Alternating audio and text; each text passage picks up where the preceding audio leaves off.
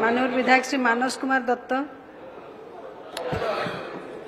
बाचस्पति महोदय और माननीय मंत्री को प्रश्न बालेश्वर ओडिशार अन्यतम क्रीड़ा प्राणकेन्द्र होइथिबारु माननीय मंत्री भी सेठी को गस्त करिसंती। फुटबॉल खो खो रे बालेश्वर बहु पिला एथर जातीय पुरस्कार भी पाइचंती, राज्य स्तरीय पुरस्कार भी पाइचंती, किंतु तांको प्रोत्साहन देवा पई सेमिति कोनोसी पड़िया नाही। तो माननीय मंत्री पाखरे मोर अनुरोध रहिबो कि खो खो फुटबॉल खेल पई गोटे इंटीग्रेटेड स्पोर्ट्स स्टेडियम बालेश्वर रे करबा पई विचार करिवे कि।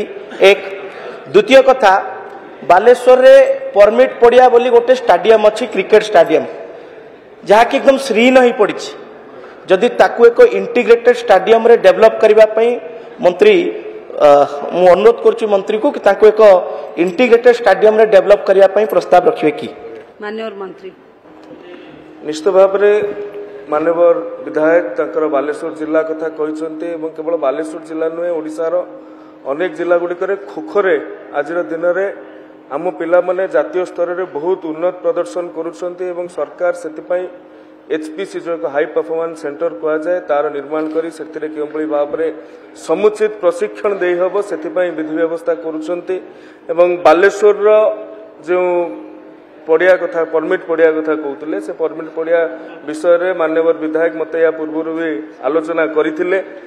मु भी तांकू भरोसा देइथिली एवं विश्वास देइथिली जे तार भित्तिभूमि प्रति सरकार निश्चित भाव में ध्यान देबे।